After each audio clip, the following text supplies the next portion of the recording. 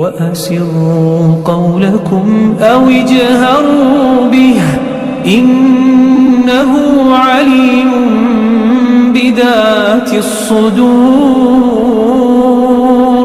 السلام عليكم ورحمة الله. الحمد لله رب العالمين والعاقبة للمتقين ولا عدوان إلا على الظالمين. نصلي ونسلم على أشرف الأنبياء والمرسلين، أما بعد. الفائزين برضا الله. رب اشرح لي صدري ويسر لي أمري واحلل عقدة من لساني يفقهوا قولي. إن أريد إلا الإصلاح ما استطعت وما توفيقي إلا بالله عليه توكلت وإليه أنيب. أعوذ بالله من الشيطان الرجيم. بسم الله الرحمن الرحيم. أسكنوهن من حيث سكنتم من وجدكم ولا تضاروهن لتضيقوا عليهن وإن كن أولات حمل فأنفقوا عليهن حتى يضعن حملهن فإن أرضعن لكم فآتوهن أجورهن واعتمروا بينكم بمعروف وإن تعاسرتم فسترضع له أخرى لينفق ذو سعة من سعته ومن قدر عليه رزقه فلينفق مما آتاه الله لا يكلف الله نفسا إلا ما آتاها سيجعل الله بعد عسر يسرا. ഏറ്റവും സ്നേഹബഹുമാനമുള്ള സഹോദരങ്ങളെ, സഹോദരിമാരെ, അല്ലാഹു സുബ്ഹാനഹു വ തആലയുടെ കൽപ്പനാ നിയമനിർദ്ദേശങ്ങൾ, വിധിവിലക്കുകൾ ജീവിതത്തിലുടനീളം കാത്തു സൂക്ഷിക്കണേ എന്ന് ഏവരോടും ഏറെ ഗൗരവത്തോടെ ഓർമ്മപ്പെടുത്തുകയാണ്, വസിയ്യത്ത് നൽകുകയാണ്. 65-ാം അധ്യായമായ സൂറത്തു ത്വലാഖാണ് നാം പഠിച്ചുകൊണ്ടിരിക്കുന്നത്. അതിലെ പല നിയമങ്ങളും അള്ളാഹു നമ്മെ ഓർമ്മപ്പെടുത്തി. തുടർന്നുള്ള ആയത്തുകളിലും ത്വലാഖുമായി ബന്ധപ്പെട്ട, ഇദ്ദയുമായി ബന്ധപ്പെട്ട ധാരാളം നിയമങ്ങൾ അള്ളാഹു നമ്മെ പഠിപ്പിക്കുന്നുമുണ്ട്. കഴിഞ്ഞ ആയത്തുകളിൽ നിന്ന് നാം മനസ്സിലാക്കിയിട്ടുള്ളത്, വിശുദ്ധ ഇസ്ലാം ജീവിത അവസാനം വരെയും നിലനിൽക്കേണ്ട വളരെ സദൃഢമായ ബന്ധമായിട്ടാണ് വിവാഹത്തെ നമുക്ക് പഠിപ്പിച്ചു തരുന്നത്. വ്യത്യസ്തമായ ചുറ്റുപാടുകളും സ്വഭാവവുമുള്ള ചിലർക്ക് അവരുടെ വിവാഹബന്ധം നിലനിർത്താൻ കഴിയില്ല. അത്തരം നിർബന്ധിതമായ സാഹചര്യത്തിൽ മാത്രമാണ് ഇസ്ലാം വിവാഹമോചനം, ത്വലാഖ് അനുവദിക്കപ്പെടുന്നത്. നിസാരമായ കാര്യങ്ങൾക്ക് വേണ്ടി തൻ്റെ പ്രേണേശ്വരിയെ വിവാഹമോചനം നടത്താൻ ഇസ്ലാം അനുവാദം നൽകുന്നില്ല.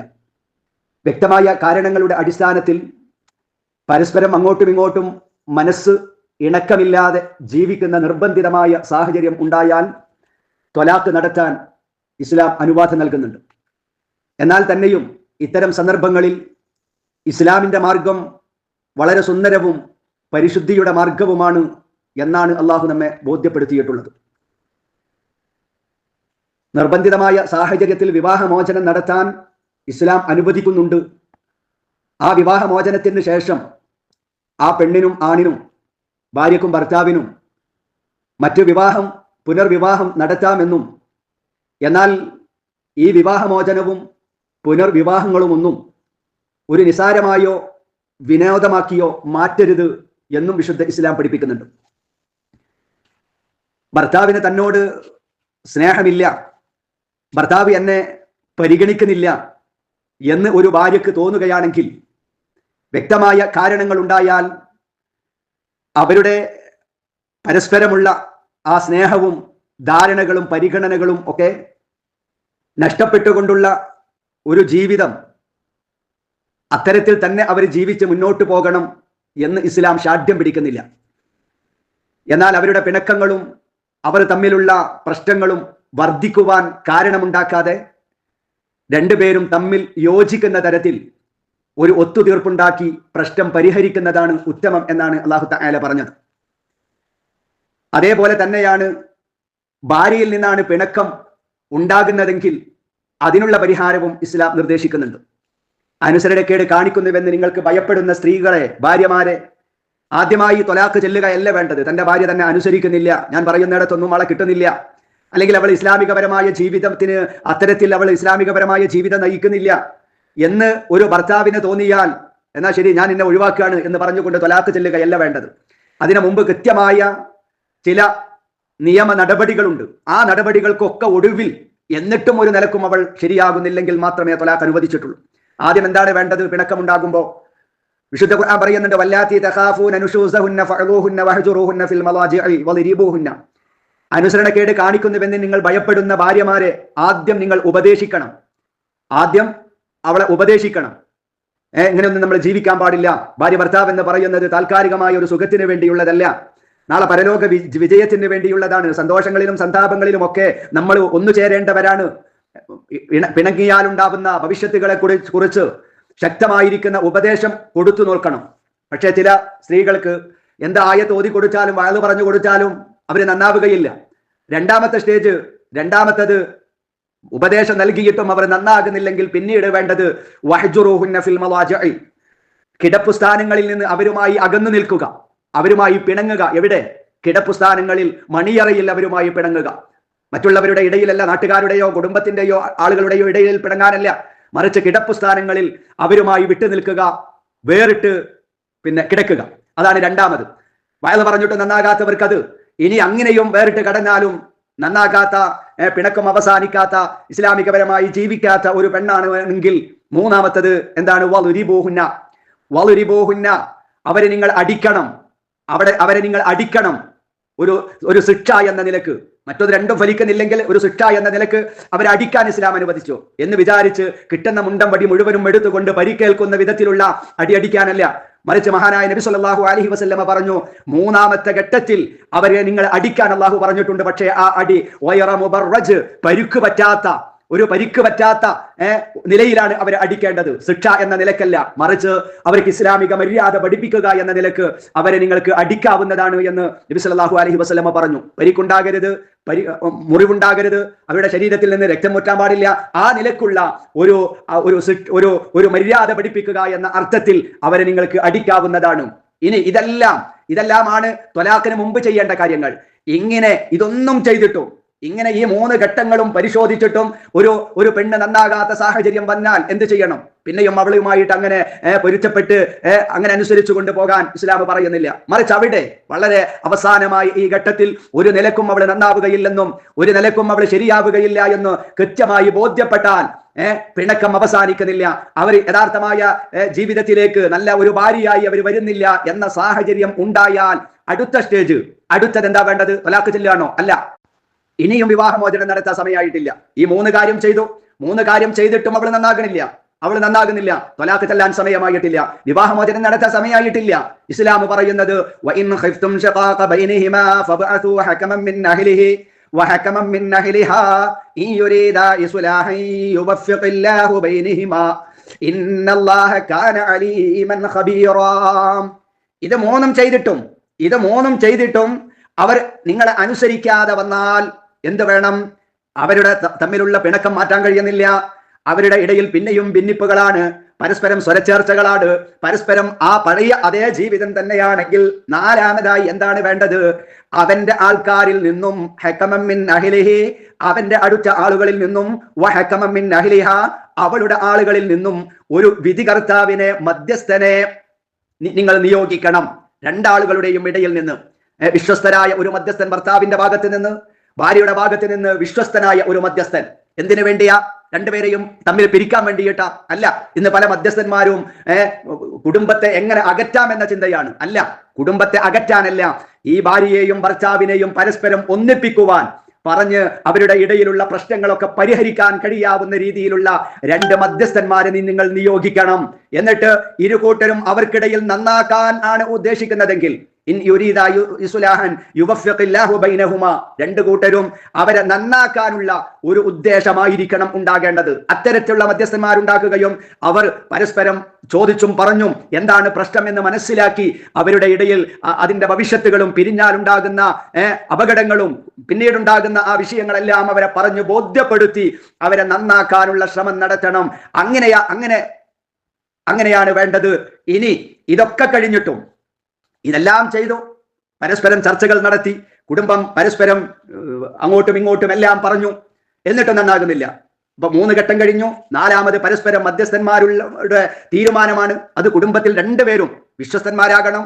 ഓരോരുത്തരും, ഒരാൾ ഭർത്താവിന്റെ ഭാഗത്ത് നിന്ന്, മറ്റൊരു ഭാര്യയുടെ ഭാഗത്ത് നിന്ന് ആ ചർച്ചയും കഴിഞ്ഞ് എന്നിട്ടും ഒരു നിലക്കും അവർ മുന്നോട്ട് പോകുന്നില്ല. ഇനി എന്താ വേണ്ടത്? ഇവിടെയാണ് ഇസ്ലാം പറയുന്നത് ഒരു നിലക്കും യോജിച്ചു പോകാൻ സാധിക്കുകയില്ല എന്ന് കൃത്യമായി ഇതെല്ലാ ഘട്ടങ്ങളും കഴിഞ്ഞതിന് ശേഷം ഒരിക്കലും മുന്നോട്ട് പോവില്ല. ഇനി ഒരിക്കലും നല്ല നിലക്ക് മുന്നോട്ട് ഈ കുടുംബം മുന്നോട്ട് പോവുകയില്ല എന്ന് 100 അതിനേക്കാളും ശതമാനം കൂടുതൽ കൃത്യമായി ബോധ്യപ്പെടുന്ന സമയത്ത് മാത്രമേ ത്വലാഖിനെ കുറിച്ച് ആലോചിക്കാൻ പോലും പാടുള്ളൂ എന്നാണ് ഇസ്ലാം പറയുന്നത്. നോക്കൂ, ഇസ്ലാം എന്ന് പറയുന്നത് തോന്നുമ്പോൾ കെട്ടാനും തോന്നുമ്പോൾ ഒഴിവാക്കാനും ഉള്ള ഒരു മതമല്ല. മറിച്ച് ഇസ്ലാം വളരെ കൃത്യമായ നിലപാടുകളാണ് പറഞ്ഞത്. ഈ 4 ഘട്ടവും കഴിഞ്ഞതിന് ശേഷമേ ത്വലാഖിനെ കുറിച്ച് ചിന്തിക്കാൻ പോലും പാടുള്ളൂ എന്നാണ് വിശുദ്ധമായ ഇസ്ലാം പറയുന്നത്. അതുകൊണ്ടാണ് നബി സല്ലല്ലാഹു അലൈഹി വസല്ലമ പറഞ്ഞത് ഒരു കാരണവുമില്ലാതെ ഒരു സ്ത്രീയെ ഒരിക്കലും ത്വലാഖ് ചൊല്ലാൻ പാടില്ല. മാത്രമല്ല അത് അള്ളാഹുവിന് ഏറ്റവും വെറുപ്പുള്ള കാര്യമാണ്, അള്ളാഹുവിന്റെ റസൂലിന് ഏറ്റവും വെറുപ്പുള്ള കാര്യമാണ്. ഒരു പെണ്ണിനെ ഒരു കാരണവുമില്ലാതെ നിസാരമായ കാരണങ്ങൾ പറഞ്ഞുകൊണ്ട്, അതല്ലെങ്കിൽ മുമ്പ് അള്ളാഹു തആല പഠിപ്പിച്ചിട്ടുള്ള ഈ നിയമങ്ങളൊന്നും നടപ്പിൽ വരുത്താതെ, ഇത്തരത്തിൽ നന്നാകാനുള്ള ഒരു ശ്രമവും നടത്താതെ വിവാഹമോചനം നടത്തുക എന്നത് അള്ളാഹുവിനും റസൂലിനും ഏറ്റവും വെറുപ്പുള്ള കാര്യമാണ് എന്ന് നബി സല്ലല്ലാഹു അലൈഹി വസല്ലമ തങ്ങൾ പഠിപ്പിച്ചിട്ടുണ്ട്. മറ്റൊരു ഹദീസിൽ നമുക്ക് കാണാം, വിവാഹമോചനം നടത്തുന്നവർ, ഒരു കാര്യമില്ലാതെ വിവാഹമോചനം നടത്തുന്നവർ പിശാചിന്റെ കൂട്ടുകാരാണ് എന്ന് നബി സല്ലല്ലാഹു അലൈഹി വസല്ലമ തങ്ങൾ പഠിപ്പിച്ചിട്ടുണ്ട്. എന്ന് പറഞ്ഞാൽ ഞാനിത് ഇത്രയും വിശദമായി സൂചിപ്പിച്ചത്, ഇന്ന് മുസ്ലിം സമുദായത്തിൽ ഈ വിവാഹമോചനവുമായി ബന്ധപ്പെട്ട് ധാരാളം തെറ്റിദ്ധാരണകളുണ്ട്. അതുപോലെ എപ്പോഴാണ് ത്വലാഖ് ചൊല്ലേണ്ടതെന്ന് അല്ലാഹു തആല നമ്മെ പഠിപ്പിച്ചു. ഏത് സമയത്താണ്? തോന്നുന്ന സമയത്തെല്ലാം ത്വലാഖ് ചൊല്ലാൻ അനുവദനീയമല്ല.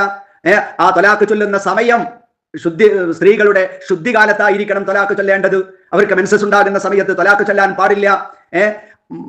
ആർത്തവമുണ്ടായി, ആ ആർത്തവത്തിന് ശേഷം അവർ കുളിച്ച് ശുദ്ധിയായി, ആ ശുദ്ധി ആയതിന് ശേഷം ഭാര്യയും ഭർത്താവും തമ്മിൽ ഉള്ള ഒരു ബന്ധവും നടക്കാൻ പാടില്ല.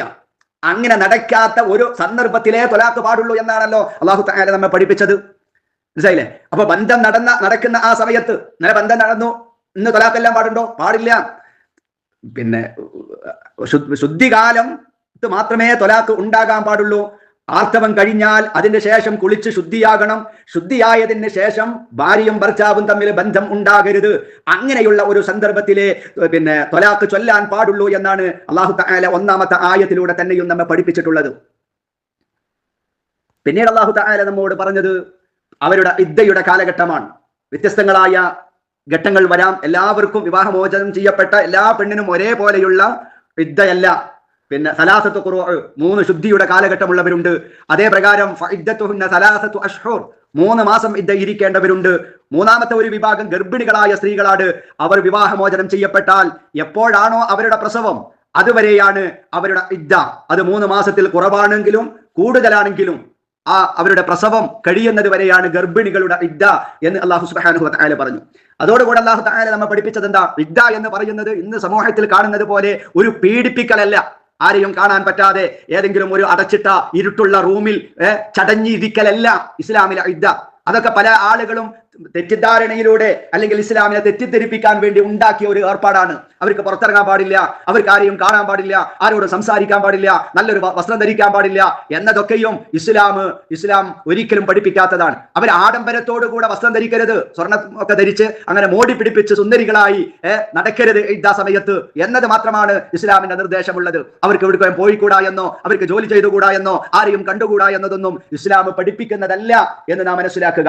അതോടുകൂടെ ഇസ്ലാം ഈ ഇദ്ദ ഇരിക്കണം എന്ന് ഒരു പെണ്ണിന് നിയമമാക്കിയിട്ടുള്ളതിൽ ഒരുപാട് ലക്ഷ്യങ്ങളുണ്ട്. വെറുതെ സമയം കളയുക എന്നതല്ല ലക്ഷ്യം. വിവാഹമോചനം നടത്തിയ ഭർത്താവിന് അവളെ മടക്കിയെടുക്കാനുള്ള അവസരം ഉണ്ടാക്കുക എന്നതാണ് ഇദ്ദയുടെ ലക്ഷ്യങ്ങളിൽ വളരെ പ്രധാനപ്പെട്ടത്. ഇദ്ദ കാലത്ത് അവൾക്ക് മറ്റൊരാളുമായി ഒരു വിവാഹാലോചന നടത്താൻ പാടില്ല. ഈ 3 മാസം അല്ലെങ്കിൽ 3 ശുദ്ധിക്കാലത്ത് ഘട്ടത്തിൽ ഒരു ഭർത്താവ് ഭാര്യയെ വിവാഹമോചനം നടത്തിയാൽ ഒരിക്കലും മറ്റൊരാളുമായി ആ സന്ദർഭത്തിൽ ഒരു വിവാഹാലോചന നടത്താനോ വിവാഹം കഴിക്കാനോ പാടില്ല എന്നതാണ് ഇസ്ലാം പറയുന്നത്. ഇദ്ദ കാലഘട്ടം കഴിയുന്നതിന്റെ മുമ്പ് എപ്പോഴെങ്കിലും ഇവർ രണ്ടുപേർക്കും യോജിക്കണം, ഒന്നാകണം എന്ന് തോന്നിയാൽ, അവരുടെ മനസ്സ് പാകപ്പെട്ടാൽ എന്ത് ചെയ്താൽ മതി? ഞാൻ നിന്നെ മടക്കിയെടുത്തു എന്ന് രണ്ട് സാക്ഷികൾ മുഖേന ഭർത്താവ് പറഞ്ഞാൽ അവരുടെ ബന്ധം പഴയതുപോലെയാകും. വേറെ ഒരു പുതിയ നിക്കാഹിന്റെ ആവശ്യമില്ല. രണ്ട് സാക്ഷികൾ മുഖേന വിവാഹം ത്വലാഖ് ചൊല്ലപ്പെട്ട ഒന്നാമത്തെ ഘട്ടത്തിലോ രണ്ടാമത്തെ ഘട്ടത്തിലാണ്, മൂന്നാം ഘട്ടം നമ്മൾ പറയാം. ആ രണ്ട് സമയം മടക്കിയെടുക്കാൻ പറ്റാവുന്ന ത്വലാഖാണെങ്കിൽ അവിടെ രണ്ട് സാക്ഷികൾ മുഖേന നിന്നെ ഞാൻ മടക്കിയെടുത്തിരിക്കുന്നു എന്ന് പറഞ്ഞാൽ അവരുടെ ബന്ധം പുനഃസ്ഥാപിക്കപ്പെടും.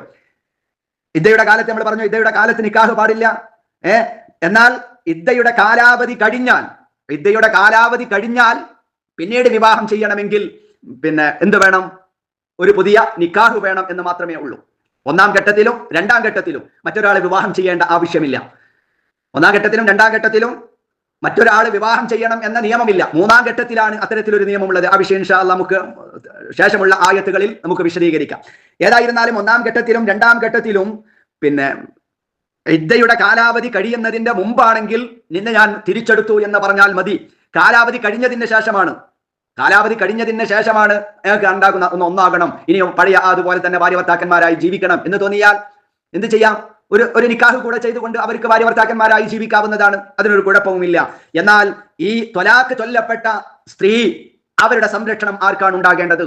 അത് നമ്മുടെ നാട്ടിൽ വലിയ പ്രശ്നമാണ്. ഒരു പെണ്ണിനെ വിവാഹമോചനം നടത്തിയ വേഗം വിവാഹമോചനം നടത്തുന്നതിന് മുമ്പ് അവളവിടെ വീട്ടിലേക്ക് പറഞ്ഞയക്കുന്ന ഒരു സമ്പ്രദായമുണ്ട്. എന്നാൽ ആ സമയത്ത് ത്വലാഖ് ചൊല്ലപ്പെട്ട സ്ത്രീയുടെ സംരക്ഷണം ആര് ഏറ്റെടുക്കണം? അതിന്റെ ഉത്തരവാദിത്വം ആർക്കാണ് എന്നാണ് അല്ലാഹു സുബ്ഹാനഹു വ തആല 6-ാമത്തെ ആയത്തിലൂടെ വളരെ കൃത്യമായി നമ്മെ പഠിപ്പിക്കുന്നത്. ത്വലാഖ് ചൊല്ലപ്പെട്ട സ്ത്രീ ഭർത്താവ് താമസിക്കുന്ന സ്ഥലത്ത് തന്നെ താമസിക്കണം. ഒന്നാമത്തെ ആയത്തിൽ അല്ലാഹു സുബ്ഹാനഹു വ തആല പറഞ്ഞു അവരൊരിക്കലും പുറത്തു പോകാൻ പാടില്ല. അതേ പ്രകാരം അവരെ പുറത്താക്കാനുമുള്ള അവകാശമില്ല. ത്വലാഖ് ചൊല്ലപ്പെട്ട സ്ത്രീ അതുവരെ താമസിച്ചിരുന്ന വീട്ടിൽ നിന്ന്, ഭർത്താവിന്റെ വീട്ടിൽ നിന്ന് അവളെ ഇറക്കി അയക്കാൻ ഭർത്താവിനോ കുടുംബത്തിനോ അവകാശമില്ല. അവൾ ഇറങ്ങിപ്പോകേണ്ട ആവശ്യവുമില്ല. എന്നാൽ ഇരുകൂട്ടരും വല്ല ഗുണത്തെയും മുൻനിർത്തി യോജിച്ച് ഇഷ്ടപ്പെട്ടാൽ പോലും, എല്ലാവരും കൂടെ എനിക്ക് ഇവിടെ നിൽക്കണേക്കാൾ നല്ലതാണ് എന്റെ വീട്ടിലാണ് എന്ന് ഉദ്ദേശിച്ചാൽ പോലും അവരെ മാറി താമസിക്കാൻ പെണ്ണിനെ പാടില്ല എന്ന് പോലും പറഞ്ഞ മഹാരഥന്മാരാകുന്ന പണ്ഡിതന്മാരെ നമുക്ക് കാണാവുന്നതാണ്. അതോടുകൂടെ വിവാഹമോചനം ചെയ്യപ്പെട്ട സ്ത്രീകളോട് എങ്ങനെയാണ് പെരുമാറേണ്ടത്? എങ്ങനെയാണ് ഒരു അന്യ പെണ്ണിനോട് പെരുമാറുന്നത് പോലെയാണോ വിവാഹമോചനം ചെയ്യപ്പെട്ട പെണ്ണിനോട് പെരുമാറേണ്ടത്? എങ്ങനെയാണ് പെരുമാറേണ്ടത് എന്നതാണ് 6-ാമത്തെ ആയത്തിലൂടെ അല്ലാഹു തആല നമുക്ക് പഠിപ്പിച്ചു തരുന്നത്. അസ്കിനൂഹുന്ന മിൻ ഹൈസു സകൻതും മിൻ വജ്ദികും വലാ തുദാറൂഹുന്ന ലിതുദയ്യിഖൂ അലൈഹിന്ന. അസ്കിനൂഹുന്ന, വിവാഹമോചനം ചെയ്യപ്പെട്ട പെണ്ണിനെ എവിടെ താമസിപ്പിക്കണം? അവളെ ഭർത്താവിന്റെ വീട്ടിൽ. രണ്ട് വീടുകൾ ഉണ്ടെങ്കിൽ ഭർത്താവിന്റെ തന്നെ മറ്റൊരു വീട്ടിൽ അവളെ താമസിപ്പിക്കാം. ഇനി ഒറ്റ വീടേ ഭർത്താവിനുള്ളൂ, അവളുടെ ആ വീട്ടിന്റെ ഒരു ഭാഗത്ത് അവളെയും താമസിപ്പിക്കണം. അതാണ് അല്ലാഹു പറയുന്നത്, അസ്കിനൂഹുന്ന, നിങ്ങൾ അവരെ പാർപ്പിക്കുവേൻ, മിൻ ഐസു സകൻതും, നിങ്ങൾ താമസിക്കുന്നതിൽ പെട്ട സ്ഥലത്ത്, മിൻ വുജുദിക്കും, അതായത് നിങ്ങളുടെ കഴിവിൽ നിവർത്തിക്കപ്പെട്ട, നിങ്ങൾക്ക് സമ്പന്നന്മാരാകുന്ന ആളുകളാണെങ്കിൽ അവർ വലിയ സൗകര്യത്തോടുകൂടെ വിവാഹമോചനം ചെയ്യപ്പെട്ട പെണ്ണിനെയും താമസിപ്പിക്കണം. ഇനി സാധാരണക്കാരനായ ഒരു കൂലിപ്പണിക്കാരനാണ്, അവർക്ക് കഴിവിന്റെ പരമാവധി ഓരോരുത്തർക്കും വ്യത്യസ്തങ്ങളായിരിക്കുന്ന കഴിവാണ്. ഇത്ര തന്നെ സൗകര്യത്തോടുകൂടെ വിവാഹമോചനം ചെയ്യപ്പെട്ട പെണ്ണിനെ താമസിപ്പിക്കണമെന്നല്ല അല്ലാഹു പറയുന്നത്. അസ്കിനൂഹുന്ന മിൻ ഹൈസു സകൻതും മിൻ വുജദികും, നിങ്ങൾ താമസിക്കുന്നിടത്തിൽപ്പെട്ട, നിങ്ങൾക്ക് കഴിവിൽപ്പെട്ട ഒരു സ്ഥലത്ത് നിങ്ങൾ അവരെ താമസിപ്പിക്കുക. നിങ്ങൾക്ക് കഴിവിന്റെ പരമാവധി സൗകര്യം അവർക്ക് ചെയ്തു കൊടുക്കണം. ഇത്ര തന്നെ കൊടുക്കണം എന്ന നിർബന്ധം ഇല്ല എന്നർത്ഥം. എന്നിട്ട് അല്ലാഹു ഒന്നുകൂടെ പറഞ്ഞു, വലാ തുളാറൂഹുന്ന, വിവാഹമോചനം ചെയ്യപ്പെട്ട പെണ്ണിനോട് നിങ്ങൾ ഉപദ്രവം പ്രവർത്തിക്കരുത്.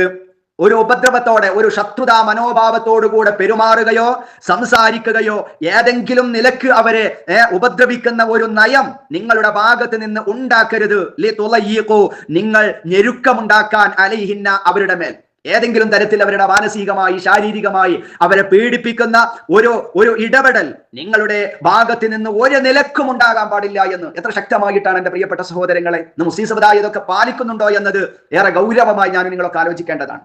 മനസ്സിലായില്ലേ? വിവാഹമോചനം നടത്തിയ പെണ്ണിനെ നിങ്ങളുടെ വീട്ടിലാകണം താമസിപ്പിക്കേണ്ടത്. നിങ്ങളുടെ കഴിവിന്റെ പരമാവധി അവരെ നിങ്ങൾ സഹായിക്കണം. ഒരു നിലക്കും അവരുടെ മാനസികമായോ മറ്റോ ഒരു ഞെരുക്കവും നിങ്ങൾ അവർക്ക് ഉണ്ടാക്കരുത്. അതേ പ്രകാരം ഒരു നിലക്കും നിങ്ങൾ ഒരു ഉപദ്രവവും നിങ്ങൾ പ്രവർത്തിക്കാൻ പാടില്ല എന്ന് അല്ലാഹു പറഞ്ഞു. തുടർന്ന് വീണ്ടും പറയാം, എന്താണ്? ഇനി വിവാഹമോചനം ചെയ്യപ്പെട്ട നിങ്ങളുടെ ആ ഭാര്യയാണെങ്കിൽ ഉലാറ്റി ഹംലിൻ, അവർ ഗർഭവതികളാണ്, ഗർഭിണിയെയാണ് നീ വിവാഹമോചനം നടത്തിയത്. എന്നാൽ എന്നാൽ ചിലവഴിക്കുകയും ചിലവ് കൊടുക്കണം അലൈഹിന്ന അവർക്ക്, ഹത്താ യളഇന അവര് പ്രസവിക്കുന്നത് വരെ, ഹമലഹുന്ന അവരുടെ ഗർഭം അവര് പ്രസവിക്കുന്നത് വരെ അവർക്ക് എന്ത് ചെയ്യണം? നിങ്ങൾ ചിലവ് കൊടുക്കുക എന്നത് നിങ്ങളുടെ ബാധ്യതയാണ്. ഞാൻ വിവാഹമോചനം നടത്തി, ഞാൻ തൊലാഖല്ലിക്കൊള്ളു, ഞാൻ എന്തിനാ ചെലവ് കൊടുക്കുന്നത് എന്ന് ചിന്തിക്കല്ല വേണ്ടത്. അള്ളാന്റെ കൽപ്പനയാണ്. അവൾ ഗർഭവതിയാണെങ്കിൽ അവൾ പ്രസവിക്കുന്നത് വരെ അവളുടെ ചെലവ് കൊടുക്കുക എന്നത് നിങ്ങളുടെ ബാധ്യതയാണ്. കഴിഞ്ഞോ? ഇല്ല. ഈ പ്രസവിച്ചു കഴിഞ്ഞാലോ അതുവരെ നിങ്ങൾ ചെലവ് കൊടുക്കണം. അവർക്ക് താമസ സൗകര്യം നിങ്ങൾ തന്നെ ചെയ്തു കൊടുക്കണം. എല്ലാം നിങ്ങളുടെ ബാധ്യതയാണ്. ഇനി അവര് പ്രസവിച്ചു, ഇനി അവര് പ്രസവിച്ചു കഴിഞ്ഞാൽ കുഞ്ഞിന് മുല കൊടുക്കണം അല്ലെ? കുട്ടിക്ക് എന്ത് ചെയ്യണം? മുല കൊടുക്കണം. അത് കൊടുക്കേണ്ടത് ആരാണ്? അങ്ങനെ നീ വിവാഹമോചനം ചെയ്യപ്പെട്ട പെണ്ണ തന്നെയാണ് ആ നിന്റെ കുഞ്ഞിന് മുല കൊടുക്കുന്നതെങ്കിൽ അവിടെയും വിവാഹമോചനം ചെയ്യപ്പെട്ട ഭർത്താവിന് ബാധ്യതയുണ്ടെന്ന അള്ളാഹ് പറയുന്നത്. ഇനി അവർ മുലപ്പാല് കൊടുത്തെങ്കിൽ ലക്കും നിങ്ങൾക്ക് വേണ്ടി, കാരണം കുഞ്ഞ് നിന്റെതാണ്, ആ കുഞ്ഞിന് മുലപ്പാല് കൊടുക്കുക എന്നത് നിന്റെ ബാധ്യതയാണ്. അതാണ് അല്ലാഹു തആല പറയുന്നത്. എന്ത്? നിനക്ക് വേണ്ടി നീ വിവാഹമോചനം ചെയ്യപ്പെട്ട പെണ്ണ് അവളാണ് മുലപ്പാല് കൊടുക്കുന്നതെങ്കിൽ എന്നാൽ അവർക്ക് കൊടുക്കണം ഉജൂറഹുന്ന അവരുടെ പ്രതിഫലം. അവള് മുലപ്പാല് കൊടുക്കണം. അവളുടെ ബാധ്യതയൊന്നല്ല. പിന്നെ ആരുടെ ബാധ്യതയാണ്? നിന്റെ ബാധ്യതയാണ് ആ നിന്റെ കുഞ്ഞിന് മുലപ്പാല് കൊടുക്കുക എന്നത്. പ്രസവിക്കുന്നത് വരെ മാത്രമേ ഇദ്ദയുള്ളൂ. അത് കഴിഞ്ഞാൽ അവളുടെ ഇദ്ദയുടെ കാലാവധി കഴിഞ്ഞു. ആ കുഞ്ഞിന് മുലപ്പാല് കൊടുക്കണം. ആര് കൊടുക്കണം? നീ കൊടുക്കണം, ഭർത്താവ് കൊടുക്കണം. ഉമ്മാക്ക് മുലപ്പാല് കൊടുക്കൽ നിർബന്ധമില്ല. മനസ്സിലായില്ലേ? ഇനി അവൾ തന്നെയാണ് കൊടുക്കാൻ അവൾ വിചാരിച്ചു, ഞാൻ കൊടുത്തോളാം എന്ന് അവൾ തീരുമാനിച്ചാൽ എന്ത് ചെയ്യണം? അവൾക്ക് നീ കൊടുക്കണം ഉജൂറഹുന്ന അവരുടെ പ്രതിഫലം. അവൾ മുലപ്പാല് കൊടുക്കുന്നതിന്റെ പ്രതിഫലം നീ അവൾക്ക് കൊടുക്കണം. ഇനിയോ മാത്രമല്ല ബൈനകും ബിമഅറൂഫ്, ഇതൊക്കെയാണ് അല്ലാഹു തആല പറഞ്ഞിട്ടുള്ള നിയമങ്ങൾ. ഇനിയോ വഅതമിറൂ നിങ്ങൾ ആലോചന നടത്തുകയും ചെയ്യണം.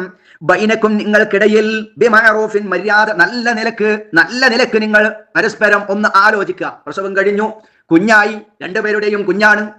കുഞ്ഞിനെതാ പിരിയാൻ പോവുകയാണ്. ആരുടെ അടുക്കലാണ് കുഞ്ഞ് നിൽക്കേണ്ടത്? പ്രശ്നങ്ങൾ ഉണ്ടാകും. പരസ്പരം ഒന്നിച്ച് കളിച്ചും ചിരിച്ചും ഒന്നിച്ച് ജീവിക്കേണ്ട സാഹചര്യമാണ്. ഇനിയും നിങ്ങൾക്ക് സമയമുണ്ട്, സന്ദർഭമുണ്ട്, ഒന്നാകാനുള്ള സമയമുണ്ട്. അല്ലാഹു തആല അതാ പറയുന്നത്. അതുകൊണ്ട് വഅതമിറൂ ഒന്നുകൂടെ ഒന്ന് ആലോചിക്ക്, ഒന്നുകൂടെ ഒന്ന് ചിന്തിക്ക്. പിരിയല്ല, നിങ്ങൾക്ക് ഒന്നാകാനുള്ള സമയമുണ്ട്. വഅതമിറൂ നിങ്ങൾ കാര്യാലോചന നടത്തണം. ബൈനക്കും നിങ്ങൾക്കിടയിൽ ബിമഅറൂഫ് വളരെ മര്യാദയോടുകൂടെയാകണം. നിങ്ങൾ ഒന്നുകൂടെ ആലോചിച്ച് നന്നായി ഒന്നിക്കണമെന്ന് നിങ്ങൾ തീരുമാനിച്ചിട്ടുണ്ടെങ്കിൽ ഇനിയും നിങ്ങൾക്ക് ഒന്നാകാവുന്നതാണ്.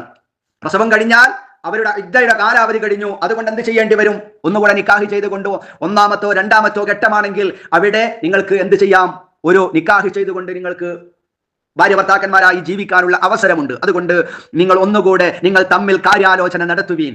ഇനി അല്ലാഹു തആല പറയുന്നു, വഇൻ തആസർതും നിങ്ങൾ അന്യോന്യം ഞെരുക്കം കാട്ടിയാൽ ഫസതുർലിഉ അപ്പോൾ മുല കൊടുക്കണം ലഹും അവന് വേണ്ടി ഉഖ്റ മറ്റൊരാൾ. അവൾ പറഞ്ഞു പരസ്പര ധാരണയോടുകൂടെ അവൾക്ക് അതിനൊരു ഒരു മാന്യമായ കൂലി നിശ്ചയിച്ചുകൊണ്ട് അവൾക്ക് മുലപ്പാല് കൊടുക്കാവുന്നതാണ്. ഇനി ഒരു നിലക്കും അവള് സമ്മതിക്കുന്നില്ല, അതിനൊന്നും നമുക്ക് പറ്റൂല എന്ന ആ ഒരു വാശിയാണ് അവൾക്കുള്ളതെങ്കിൽ എന്ത് ചെയ്യാം? മറ്റൊരാളെ അപ്പോൾ മുല കൊടുക്കണം ലഹു അവന് വേണ്ടി ഉഖ്റ മറ്റേതെങ്കിലും ഒരു പെണ്ണിനെ മുല കൊടുക്കാൻ ഏൽപ്പിക്കുന്നതിനും വിരോധമില്ല എന്നാണ് അല്ലാഹു സുബ്ഹാനഹു വ തആല പറയുന്നത്. ഏറ്റവും നല്ലത് ആര് തന്നെയാണ്? അവളെ തന്നെയാണ്. ആ കുട്ടിയുടെ ഉമ്മ തന്നെയാണ്. ഇവൻ വിവാഹമോചനം ചെയ്യപ്പെട്ട പെണ്ണ് തന്നെയാണ് ഏറ്റവും നല്ലത്. പക്ഷെ അതിന് അവൾക്ക് എന്ത് ചെയ്യാം? കൂലി വാങ്ങാനുള്ള അവകാശം അവൾക്കുണ്ട്. ഇനി അങ്ങനെ ഒത്തുപോകുന്നില്ലെങ്കിൽ, അതിന് അവൾ സമ്മതിക്കുന്നില്ല, അതല്ലെങ്കിൽ അവർക്ക് അതിന് താല്പര്യമില്ല, അത്തരം ഒരു സാഹചര്യമാണെങ്കിൽ എന്ത് ചെയ്യാവുന്നതാണ്? നല്ല നിലക്ക് ചർച്ചയിലൂടെ പരിഹാരം കണ്ടെത്തി മറ്റൊരാളെ ഏൽപ്പിക്കുന്നതിനും മുല കൊടുക്കാൻ മറ്റൊരാളെ ഏൽപ്പിക്കുന്നതിനും ഒരു വിരോധമില്ല. അത് അവസാന ഘട്ടമാണ് എന്നാണ് അല്ലാഹു തആല പറയുന്നത്.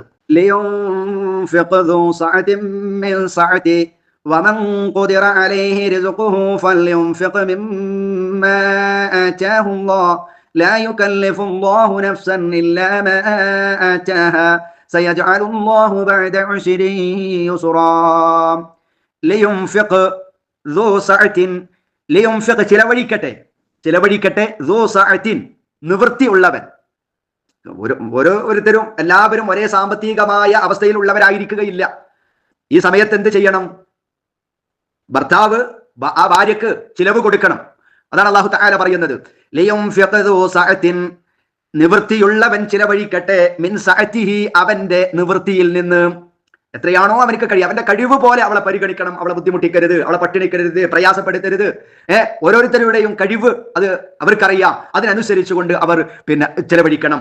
വമൻ ഖുദിറ അലൈഹി റിസ്ഖുഹു ഫൽയുൻഫിഖ് മിമ്മാ ആതാഹു അല്ലാഹ്. വമൻ ഖുദിറ അലൈഹി, ഒരുവൻ അവന്റെ മേൽ കണക്കാക്കപ്പെട്ടു എന്നാൽ റിസ്ഖുഹു, അവന്റെ ആഹാരം, ഫൽയുൻഫിഖ് എന്നാൽ അവൻ ചിലവഴിക്കട്ടെ, മിമ്മാ ആതാഹു അല്ലാഹ്, അല്ലാഹു അവന് നൽകിയതിൽ നിന്ന്. അപ്പൊ ഏതൊരുവന്റെ മേൽ അവന്റെ ഉപജീവനം കുടുസാക്കപ്പെട്ടിരിക്കുന്നുവോ അവൻ തനിക്ക് അല്ലാഹു നൽകിയതിൽ നിന്ന് ചിലവഴിക്കട്ടെ. കടം വാങ്ങി പ്രയാസപ്പെട്ട് മറ്റു മുതലാളിമാർ കൊടുക്കുന്നത് പോലെ തന്നെ ഇവൻ പാർപ്പിടവും ഭക്ഷണവും ഇവർക്ക് കൊടുക്കണമെന്നില്ല. അവന്റെ കഴിവ് പോലെ അവൻ എന്ത് ചെയ്യുക? അവൻ കൊടുക്കുക. ഇതാണ് അല്ലാഹു തആല പറയുന്നത്. എന്നിട്ട് പറയുന്നു, ലാ യുകല്ലിഫുല്ലാഹു നഫ്സൻ ഇല്ലാ മാ ആതാഹാ. ലാ യുകല്ലിഫുല്ലാഹു നഫ്സ, അല്ലാഹു ഒരു ദേഹത്തോടും ഒരാളോടും ശാസിക്കുന്നില്ല, അവരെ നിർബന്ധിപ്പിക്കുന്നില്ല, അവരെ വിഷമിപ്പിക്കുന്നില്ല. ഇല്ലാ മാ ആതാഹാ, അതിന് അവൻ നൽകിയത് അനുസരിച്ചല്ലാതെ. അല്ലാഹു തആല എത്രയാണോ കൊടുത്തത് അതിനേക്കാൾ അപ്പുറത്ത് കൊടുക്കണം എന്ന് അല്ലാഹു തആല ഒരാളോടും നിർബന്ധിക്കുന്നില്ല. പെണ്ണിന് അങ്ങനെ വാശി പിടിക്കാനും പാടില്ല. ഞാനിതാ നിങ്ങളെ കുഞ്ഞിന് മുല കൊടുക്കുന്നുണ്ട്, അതുകൊണ്ട് എനിക്ക് ഒരു ദിവസം എത്ര റുപ്യ കിട്ടണം. ഒരു പട്ടിണി പാവമായ മനുഷ്യനോട് വാശി പിടിക്കാൻ പറ്റില്ല. എനിക്ക് സുഭിക്ഷമായ ഇന്ന ഭക്ഷണം തന്നെ വേണം, അത് തന്നെ കൊടുക്കണം എന്ന വാശി ഉണ്ടാകാൻ പാടില്ല. അത് ഈ ഭർത്താവിന് അല്ലാഹു തആല നിർബന്ധിക്കുന്നില്ല. അതുകൊണ്ട് അല്ലാഹു പറയുന്നത് എന്ത്? ലാ യുകല്ലിഫുല്ലാഹു നഫ്സൻ ഇല്ലാ മാ ആതാഹാ. ഒരു ദേഹത്തോടും ഒരാളോടും അല്ലാഹു അതിന് നൽകിയതല്ലാതെ ചിലവഴിക്കുവാൻ അവന്റെ ശാസന ഇല്ല. സയജഅലുല്ലാഹു ബഅദ ഉസ്രി യുസ്റാ. എല്ലാവരും ഒരുപോലെയാവില്ല എല്ലാ സമയത്തും. സയജഅലു, അല്ലാഹു വഴിയെ ആക്കിയേക്കും, ബഅദ ഉസ്രിൻ, ഒരു ഞെരുക്കത്തിന്റെ പ്രയാസത്തിന്റെ ശേഷം യുസ്റ, അല്ലാഹു തആല ഒരു എളുപ്പം. എല്ലാ കാലവും ഞെരുക്കവും ദാരിദ്ര്യവും പ്രയാസമൊന്നും ആയിരിക്കുകയില്ല. ഞെരുക്കത്തിന് ശേഷം പ്രയാസം ഒരുപക്ഷെ അല്ലാഹു തആല നൽകിയേക്കാം എന്ന ഒരു സമാധാനപ്പെടുത്തലാണ് ഈ ആയത്തിന്റെ അവസാനം അല്ലാഹു സുബ്ഹാനഹു വ തആല നൽകുന്നത്. ഏതായിരുന്നാലും ഈ ആയത്തിലൂടെ അല്ലാഹു തആല നമ്മെ പഠിപ്പിക്കുന്നത്, ത്വലാഖ് ചൊല്ലപ്പെട്ട സ്ത്രീകൾക്ക് ഇദ്ദയുടെ കാലം കഴിയുന്നത് വരെ അതിൽ തന്നെ അവളെയും ആ വീട്ടിൽ അവരെ താമസിപ്പിക്കണം. ഓരോരുത്തരുടെയും കഴിവ് എത്രയാണോ അത് അവനറിയാം. അള്ളാഹു എനിക്ക് എത്ര നൽകിയിട്ടുണ്ട് എന്നത് അത് അവൾക്കും ബോധ്യം ഉണ്ടാകും. ആ കഴിവനുസരിച്ച് കൊണ്ടുള്ള ഭക്ഷണവും അത്തരത്തിലുള്ള പാർപ്പിട സൗകര്യവും നൽകുക എന്നത് ഭർത്താവിന്റെ ബാധ്യതയാണ്. ഒരു നിലക്കും അവളെ ശല്യപ്പെടുത്താൻ പാടില്ല, അവരെ സ്വൈര്യം കെടുത്താൻ പാടില്ല, വിഷമിപ്പിക്കുന്ന വർത്തമാനങ്ങൾ ഉണ്ടാകരുത്. കുടുംബത്തിനോടും മറ്റും പറഞ്ഞു അവരെയും കൂട്ടി പ്രയാസപ്പെടുത്തുന്ന ഒന്നും ഒരു ഭർത്താവിന്റെ ഭാഗത്ത് നിന്ന് ഉണ്ടാകാനേ പാടില്ല എന്നാണ് അല്ലാഹു സുബ്ഹാനഹു വ തആല ഈ ആയത്തിലൂടെ നമുക്ക് പഠിപ്പിച്ചു തരുന്നത്.